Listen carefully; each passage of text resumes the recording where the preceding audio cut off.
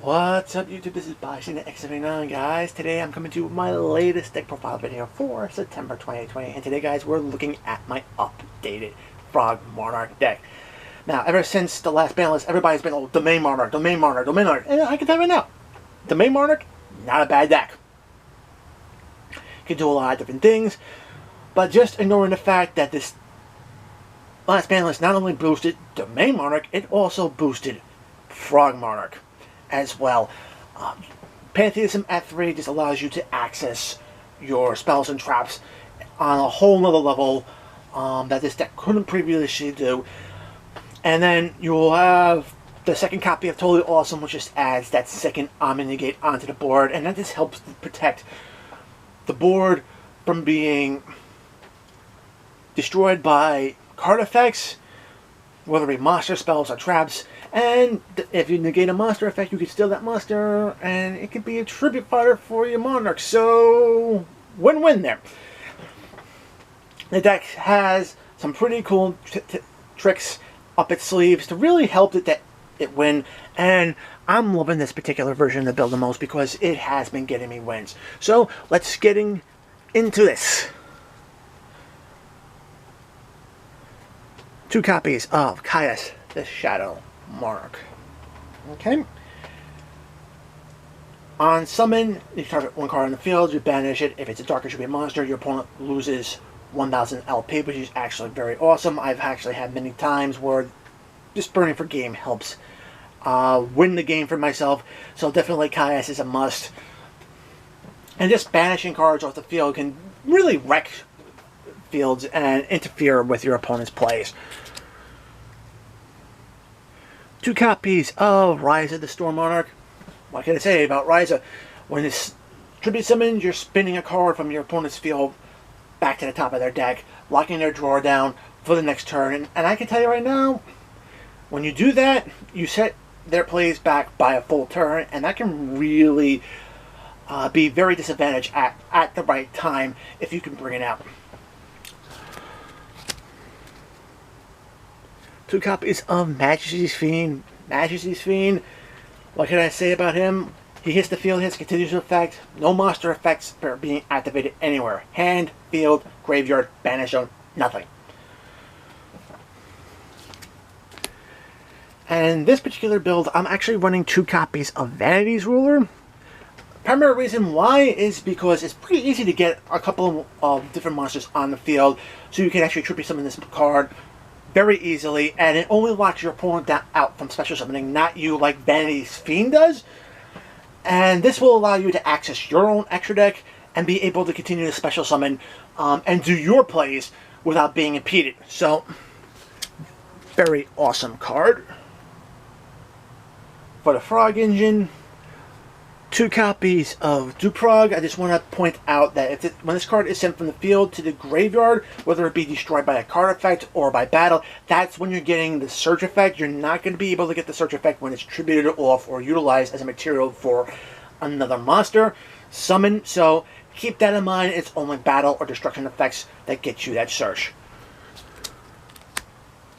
And the cards you could be searching out will be one of the 2 copies of Ronin Totem. Ronin Totem, as long as you got another frog in the graveyard, you can special summon them on the field. 3 bodies on board, which means tribute fodder, or even going into your Link or your Xyz plays. Next up, 3 copies of Swap Frog. Swap Frog. In this format, yes, it's going to be definitely an Ash bait style card. Discard a warrior tribute monster from your hand to special summon onto the field, and whenever this card is summoned to the field, you're sending a level 2 or lower water monster from your deck to your graveyard to fill your grave and get your engine going. A lot of times they're going to try to Ash it on its special summon, not a big deal. Bounce this card back to your hand, and then you can basically summon out another frog monster, which can be Swap Frog again, and you can still get the full burial effect. So your engine is pretty much intact, and they wasted a negate. And last but not least, I am running 1 copy of Treeborn Frog.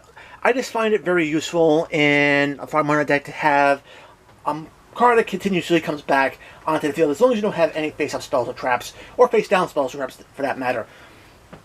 3 bodies, again, allows you to do a lot more things. moving on to some hand traps. 3 copies of Ash Blossom Enjoying Spring. Hey, if your opponent's going to try to Ash you, you should be trying to Ash them as well. So that's the way I see it. It's a must for this format. Staple in every deck. 2 copies of Nibiru, the Primal Being. What can I say about Nibiru? This can shut down combo decks pretty damn hard. Especially if your opponent doesn't have any way to recover. So definitely worth to have in your deck. On to some spells. 2 copies of Creature Swap. This is my favorite tech card in this deck. It just works too well. Basically what you do is you special summon out your Ronin Totem or your Treeborn Frog in attack position. You activate this card and your opponent has to give you one of their monsters in exchange for the monster you choose. If they only have one monster, you're sticking them with an attack position Ronin Totem or Treeborn Frog, and you're taking their monster off their field, which means you can actually just start swinging over Treeborn Frog and getting at their life points. This card has helped me win games in the past and previous builds, and it's helping me out in this as well, so it's definitely worth its grain of salt in this deck. 1 copy of Foolish Burial. Get you materials into the graveyard to get your engine going.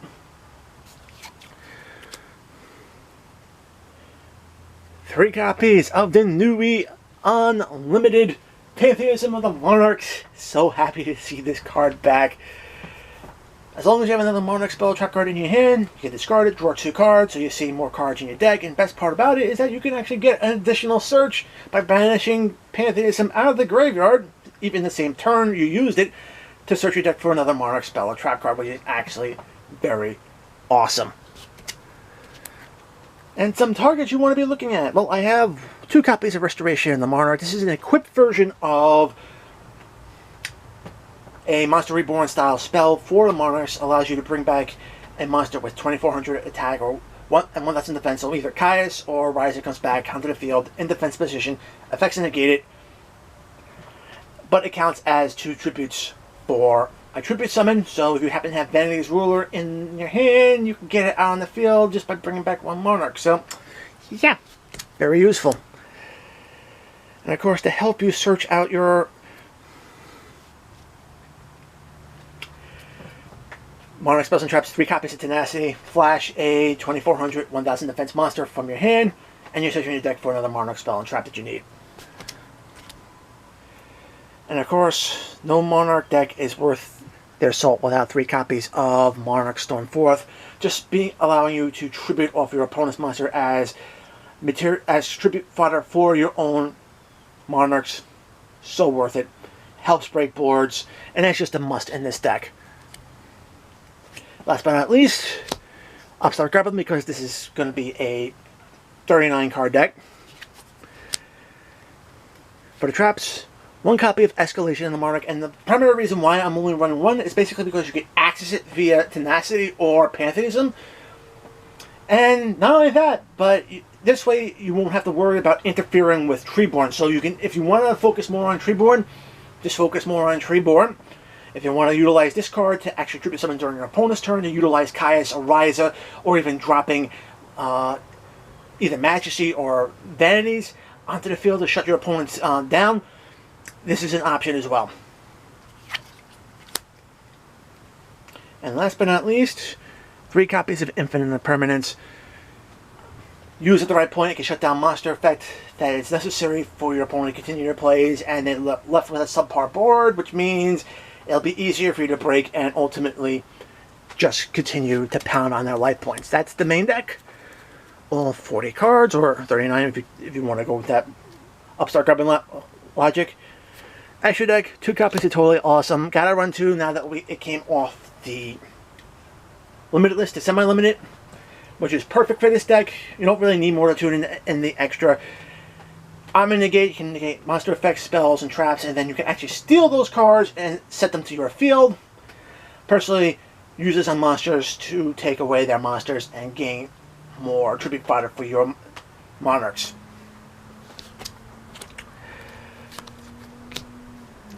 One copy of Gachi Ganatsu. I mean, this is old school Frog Monarch tech, but hey, it still works. This card gains and actually powers up your other monsters in the field by 200 attack and defense for every Xyz material it has. So you have 2 materials, you gave 400 attack and defense to all your other monsters, which is actually very good. And your opponent has to literally attack over this card 3 times to get it off the field. So, really awesome. The Sky Cavalry Centauria, another great rank 2 monster. While this card has Xyz materials attached to it, your opponent's not destroying it. And then during the end of the battle phase, you can just detach a material and get that monster battled off the field. So, very awesome card indeed. Moving on, some little rank 6 plays. We have Constellar Tomali M7. Essentially, it's a compulsory evacuation device effect, allowing you to bounce your opponent's monsters off the field. Monster removal. We have number 39, Utopia Beyond. Just an amazing card in any deck and get out rank 6s. When this card hits the field, it just bottoms out your opponent's monster's attack and defense to 0. And as a permanent decrease, which is huge, this is going to allow you to actually get at your opponent's life points and pound on them. And then if you want to play around with monster effect negates, you have Photon Strike Bouncer. Xyz materials can turn around detached and negate the activation of a monster effect. So, very good card to have in this deck as well. And that's it for the Xyz. For the links, 1 copy of Link Rebuild, because we are going to have Treeborn Frog going in this deck, and it'll constantly allow you to keep bringing Link Rebuild back so you can bottom out monster attacks and swing through that monster. Very awesome. Salariate Amirage, just an all-around great monster for your normal summon. Normal summon monster, get out the field, bring this card out, and then if any of your normal summon monsters are destroyed by battle, you can actually bring this card back, which is actually very awesome. IP Masquerena, I mean, she's just a great generic Link 2. Allows you to go into higher links or other Link 2s and basically render them unkillable by card effects. So, very awesome. And of course, I do run the Nightmare package in here. I have Nightmare, Unicorn, Phoenix, and Cerberus. I like running all 3 of them primarily because it just helps clear boards. Unicorn spins cards back to your opponent's deck, as if this deck already has problems doing that. Phoenix can help clear back row, and Nightmare Cerberus is just another out for special summon monsters. And then for the Link 4s, I am running the Boro Brothers in this deck, Boro Load and Boro Sword. Boro Sword is pretty much an OTK machine, and Boro Load, I actually love going into him a little bit more because he swipes your opponent's monsters, and more monsters that you swipe off your opponent's field means more tribute fodder for your Monarchs.